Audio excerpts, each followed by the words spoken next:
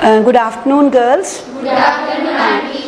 Girls, मैं आज आप लोगों को कोशिका के बारे में और कुछ महत्वपूर्ण बातें बताने जा रही हूँ। वो बताने से पहले कोशिका होती क्या है, सब लोग ब्लैक बोर्ड की तरफ देखें। कोशिका किसे कहते हैं? जो ये जीवित प्राणियों की संरचनात्मक एवं कार्यात्मक इकाई, इकाई मीन्स वो यूनिट, वन यूनिट, एक स्वतंत्र अस्तित्व रखती है। सारे जीवों का, जो जीवित लोग हैं, चाहे वो जंतु हों चाहे पौधे हों, उनकी शुरुआत एक कोशिका से होती है और वो कभी कभी एक कोशिका ही पूरा शरीर भी बना लेती है।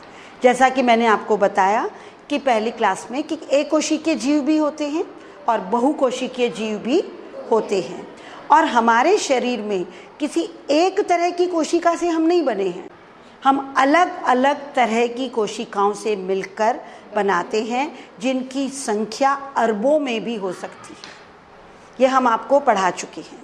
और आज का हमारा जो टॉपिक है, क्या जंतु कोशिका और पादप कोशिका समान होती हैं या अलग होती हैं?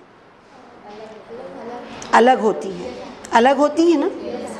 पहला अलग उसमें क्या होता है, अब ये आप लोग ब्लैक बोर्ड पे देख सकते हो कि मैंने यहाँ पर दो प्रकार की कोशिकाएं बनाई हैं। अब आप लोग बताइए, इसमें से कौन सी पादप कोशिका है और कौन सी जंतु कोशिका है? ये नंबर 1 दे देते हैं इसको और इसको नंबर 2 दे देते हैं। तो नंबर 1 क्या है और नंबर 2? क्या हमें इनमें कोई अंतर दिख रहा है जो आपने बता दिया? जो देखने में सबसे बड़ा अंतर क्या दिख रहा है? आकार पर कोई अंतर नहीं होता। करेक्ट। यहाँ पर आपको 2 बाउंड्रीज दिख रही हैं और यहाँ पर एक ही झिल्ली दिख रही। तो आज हम यही पढ़ेंगे कि ये क्यों है ऐसा। तो सबसे पहले तो हम नंबर 1 को देंगे पादप, यानी प्लांट। ठीक है, ये है हमारी प्लांट सेल और ये है हमारी एनिमल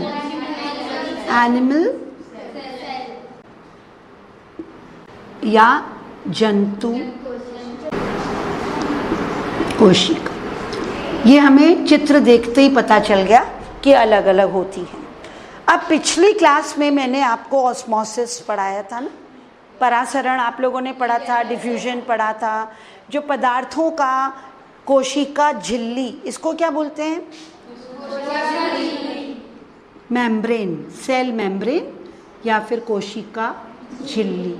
इसकी क्या कोई विशेषता थी? इसमें पदार्थों का आदान प्रदान क्यों हो रहा था, कैसे हो रहा था? छेद थे इसमें, सेमी परमिएबल, अर्धपारगम्य थी ना, कि कुछ पदार्थ इधर से उधर, ऑक्सीजन, कार्बन डाइऑक्साइड, पानी और चीज़ें आ जा रही थी। तो इस झिल्ली के द्वारा पारगम्य होता है, या तो ट्रांसपोर्ट होता है, परासरण होता है, डिफ्यूजन होता है, ये सब इस झिल्ली के द्वारा। और दूसरा इसका क्या काम हो सकता है? किसी भी चीज़ की बाउंड्री क्यों बनाई जाती है? तो उसके अंदर भरे हुए सामान को सुरक्षित आकार देती है, सुरक्षित। इसके अंदर बहुत सामान दिख रहा है, इसको हम कोशिका द्रव्य कहते हैं, केंद्रक कहते हैं। तो इनको कॉम्पैक्ट रखती है, उसको अपने अंदर ही रखती है। बाहर अगर ये टूट जाएगी तो बाहर निकल आएगा सब कुछ, वो बाहर नहीं निकलता है। ठीक है, लेकिन पादप में जो आपको झिल्ली दिख रही है, ये वाली, ये झिल्ली है अंदर वाली, उसके बाहर एक और दिख रही है। हाँ, तो इसको हम कहेंगे, इसको झिल्ली नहीं कहेंगे, इसको हम कहेंगे कोशिका भित्ति।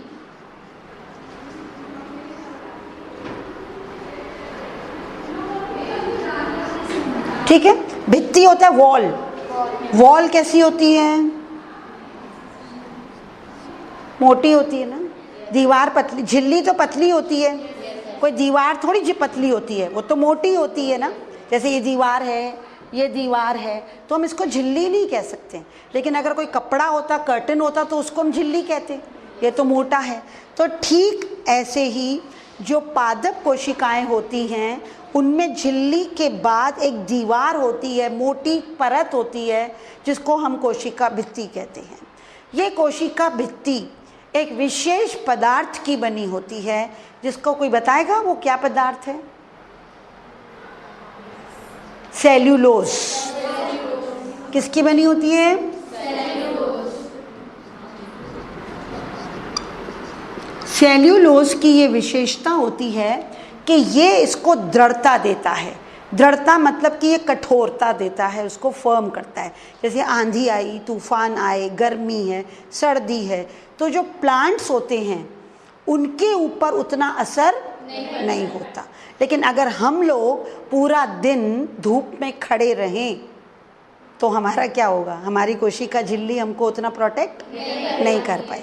लेकिन कोशिका भित्ति इनको वातावरण में जितने भी परिवर्तन हैं, अनुकूल हैं, प्रतिकूल हैं, उनको कठोरता देकर उनका शेप बनाए रखती है और उनको मजबूती देती है।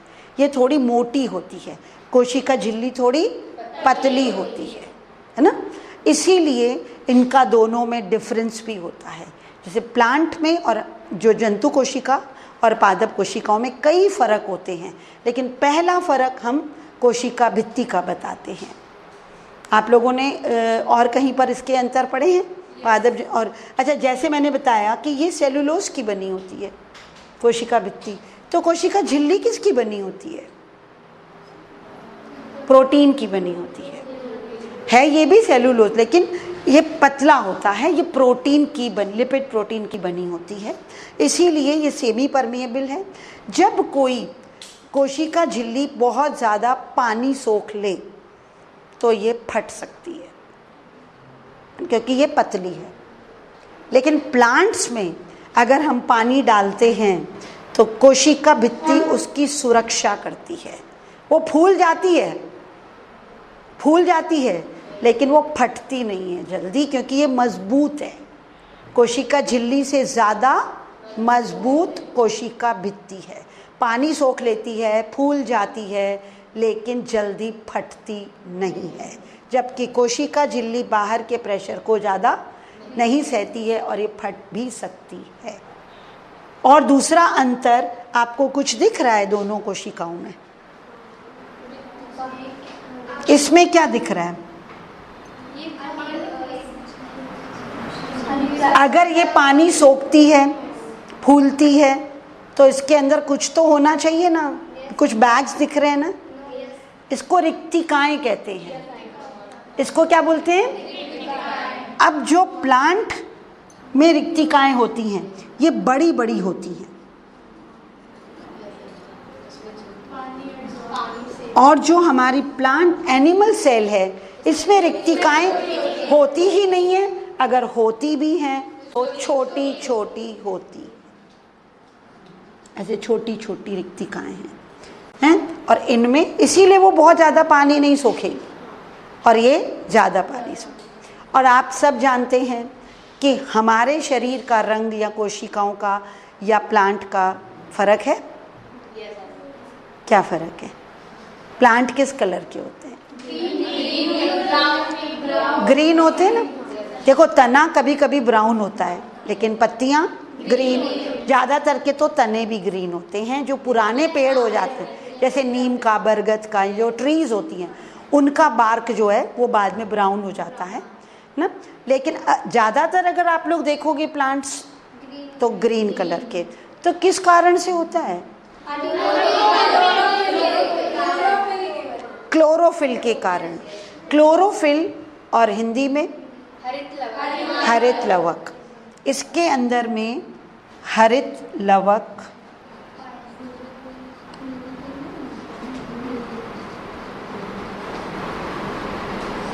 या क्लोरोफिल, जिसके कारण ज़्यादातर प्लांट्स हरे होते हैं। क्या इनका कोई काम भी है? कौन सा भोजन? जो प्लांट्स भोजन बनाते हैं उस प्रक्रिया को कुछ कहते हैं? प्रकाश संश्लेषण, है ना, प्रकाश संश्लेषण। तो जो क्लोरोफिल होता है ना, वो जो प्रकाश की किरणों से जो सनलाइट आती है ना, इसीलिए तो पौधे बाहर रखे जाते हैं ना, कमरे में एक दिन रखते हैं, फिर हम बाहर धूप भी दिखाते हैं उनको। वो इसके लिए कि केवल क्लोरोफिल के अंदर वो गुण होता है कि वो प्रकाश की किरणों को एब्जॉर्ब कर लेता है, ऊर्जा मतलब जो गर्माश, जो एनर्जी है उसको एब्जॉर्ब करता है। और जब कार्बन डाइऑक्साइड, क्लोरोफिल और पानी की सहायता से प्लांट भोजन बनाता है, स्टार्च बनाता है, तो अगर पत्ती पीली पड़ जाती है तो मतलब फिर वो धीरे धीरे मरने लगती है, पत्ती झड़ने लगती है, क्योंकि वो अपना भोजन स्वयं। अच्छा, एक बात आप सोचिए, जो प्लांट्स हैं, जितने भी पादप हैं, वो अपना भोजन स्वयं बनाते हैं, है ना। खाली उनको हमें पानी, धूप, हवा ये चाहिए होता है, खाद चाहिए होती है। लेकिन हम क्या करते हैं, हम जंतु लोग क्या करते हैं, हम लोग उनके ऊपर डिपेंडेंट है ना, कि हम उन्हीं का बनाया हुआ खाना खाते हैं। जो प्लांट बनाते हैं, चाहे वो चावल हो, गेहूं हो, सब्जी हो, पत्ते, कुछ भी हो, जो प्लांट ही तो ग्रो करता है हम लोग के लिए, और हम उसे खाते हैं। जरा एक बात जरा सोचिए आप लोग कि अगर ये क्लोरोफिल हमारे अंदर में होता, मतलब हम जीवों के अंदर, जंतुओं के अंदर भी क्लोरोफिल होता है, तो क्या होता, जरा इसको सोच कर देखिए। बस केवल ग्रीन होते, कलरफुल होते। एक एक जना बताओ। मैंने अभी आपको बताया कि हर प्लांट क्लोरोफिल के कारण ही खाना बना सकता है। अगर पत्ती पीली पड़ गई तो नहीं बनाता, झड़ जाती है ना। हरे में ही आता है सबको, ज़्यादातर क्लोरोफिल के कारण ही बनता है खाना। उसमें प्रकाश संश्लेषण की क्रिया होती ही क्लोरोफिल के कारण है, ठीक है ना। अगर हमारे अंतर में होता तो हम लोग भी अपना खाना खुद बना लेते। कुछ समझ आया? फिर हमें भूख लगती, हम जाके धूप में खड़े हो जाते, धूप में खड़े हो जाते, प्रकाश संश्लेषण होता, हमारा पेट भर जाता। लेकिन ऐसा नहीं है। ये एक केवल मैंने थिंकिंग क्वेश्चन आपको दिया था कि हर चीज़ की, किसी भी चीज़ में अगर कोई वो चीज़ है तो उसकी वो उपयोगिता होती है। अब अगर हम कोशिका भित्ति के कार्य बताएं तो सबसे पहले तो ये कठोरता देती है, ठीक है। अगर हम कोशिका भित्ति के कार्य, जो कि मोटी है, सबसे पहले इसका काम क्या है, कोशिका भित्ति का कार्य, इसके कोशिका भित्ति के, ठीक है। सबसे पहले इसने कठोरता, तभी तो ये मोटी है ना, सेल्यूलोज की बनी है ना, तभी तो मोटी है ये, कठोरता प्रदान की, ठीक है। दूसरा सुरक्षा, जैसे कि मेम्ब्रेन करती है, कोशिका झिल्ली सुरक्षा देती है, तो कोशिका भित्ति भी उसको सुरक्षा देती है। तीसरा आदान प्रदान, इसके अंदर पानी सोखती है ना, ऑक्सीजन, कार्बन डाइऑक्साइड, पानी का आदान प्रदान कैसे होता है, कोशिका भित्ति, कोशिका झिल्ली दोनों के द्वारा।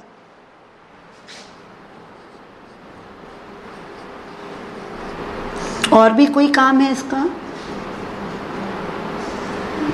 कोई काम बता सकते हैं, और क्या काम है इसका?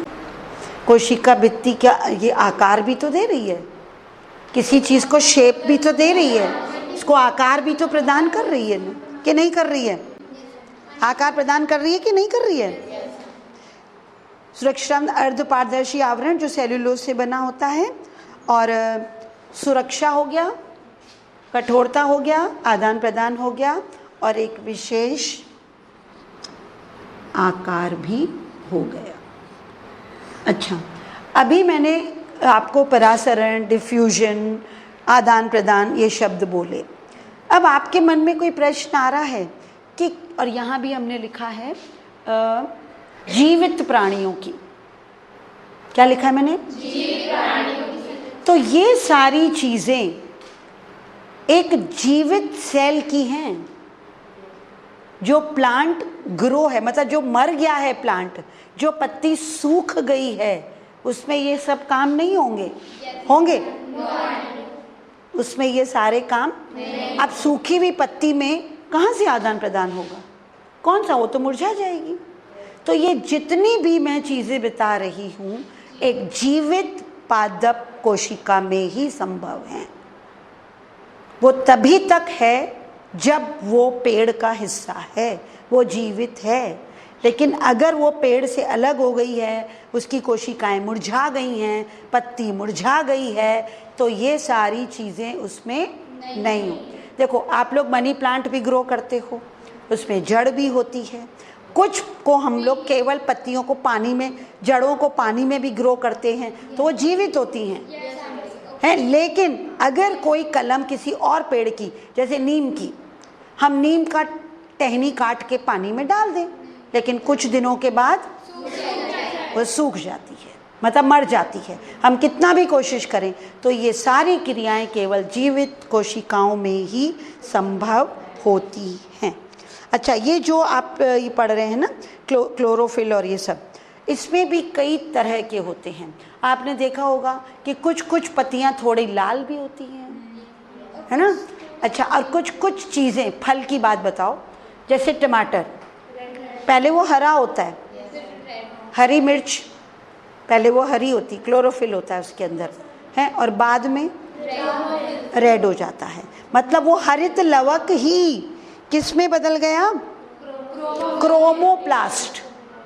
जो क्लोरोप्लास्ट था, क्लोरोफिल था, क्लोरोप्लास्ट था, वो क्रोमोप्लास्ट में बदल जाता है, जिसके कारण उनका रंग पत्तियों का और सब्जियों का बदल जाता। तो ये एक बहुत बड़ा रिसर्च का मतलब पॉइंट बन सकता है।